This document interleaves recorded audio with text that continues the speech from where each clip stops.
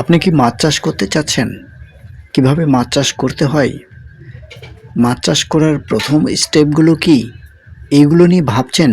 আপনাকে আর চিন্তা করতে হবে না। আপনি যদি নতুন খামারি হয়ে থাকেন বা পুরাতন খামারি হয়ে থাকেন, তাহলে এই বিষয়গুলো আপনার জন্য খুবই জরুরি। তো বন্ধুরা, চলুন প্রথমে মাছ চাষ করতে হলে আপনাকে কি করতে হবে? মাছ চাষের জন্য আপনাকে সর্বপ্রথম সুন্দর একটি পুকুর নির্বাচন করতে হবে। যেই পুকুরে আলো বাতাস এবং পানির পরিমাণটা ঠিক রয়েছে, অর্থাৎ 4 থেকে 5 ফিট পানি রয়েছে, এইরকম পুকুর আপনাকে নির্বাচন করতে হবে। তাছাড়া আপনার মাছ সমস্যার সম্মুখীন হতে পারে। বিশেষ করে যে সমস্যাগুলো হতে পারে সেগুলো হচ্ছে অক্সিজেন ফেল, তারপরে অ্যামোনিয়া গ্যাসের প্রাদুর্ভাব। এগুলো সমস্যা হলে আপনার মাছ মারাও যেতে পারে। এছাড়া পুকুরের পরিবেশ যদি ভালো না হয়, তাহলে মাছে ঘা ধরতে পারে। এই জন্য আপনাকে সতর্কমূলকভাবেই মাছ চাষ করতে হবে। আমাদের দেশের যারা খামারি ভাইয়েরা রয়েছেন, তারা কিন্তু অধিকাংশই লস খেয়ে যাচ্ছেন, বিশেষ করে মাছ উৎপাদন করতে গিয়ে। তারা মাছ উৎপাদন করতে গিয়ে পুকুর সুন্দরভাবে নির্বাচন না করার কারণে মাছগুলো ঘন ঘন স্টক করে, ফলে ব্যবসায় প্রচুর পরিমাণে লস হতে থাকে। এইভাবে আমাদের দেশের যারা মাছ চাষি রয়েছেন, তারা কিন্তু দিন দিন মাছ চাষ থেকে আগ্রহ হারিয়ে ফেলছেন। বিশেষ করে আবার আরেকটা জিনিস, যেহেতু মাছ চাষ আজকে জনপ্রিয়তা লাভ করেছে, যার জন্য এই ব্যবসায় ব্যাপক প্রতিযোগিতা সৃষ্টি হয়েছে। আপনাকে লক্ষ্য রাখতে হবে কোন সময় মাছের দাম বেশি এবং কখন বেচলে মাছ ভালো দামে বিক্রি করা যাবে, এগুলো আপনাকে লক্ষ্য রাখতে হবে। অর্থাৎ ঘন ঘন আপনাকে বাজার মনিটরিং করতে হবে। আর মাছ অলরেডি আপনাকে রেডি করতে হবে। বৎসরে আপনারা একটা পুকুর থেকে 2বার মাছ বিক্রি করবেন, অর্থাৎ 6 মাস পর পর আপনারা চালান তুলবেন। তো বন্ধুরা, মাছ চাষ করার জন্য আপনাদেরকে সুন্দর পুকুর নির্বাচন না করলে যে সমস্যাগুলো হবে, এই যে দেখেন এখানে মাছগুলো কিন্তু অক্সিজেন ফেল করে আস্তে আস্তে মারা যাচ্ছে এবং নুয়ে পড়ছে। তো বন্ধুরা, এইভাবে যদি মাছ চাষ করতে থাকেন আপনি এবং পুকুর নির্বাচন করতে যদি ভুল করেন, তাহলে মারাত্মক ক্ষতির সম্মুখীন হবেন। এই জন্য প্রথমেই আপনাকে পুকুর নির্বাচন করতে হবে, এরপরে আপনাকে পোনা নির্বাচন করে পুকুরে ছাড়তে হবে, তাহলেই আপনি লাভ করতে পারবেন।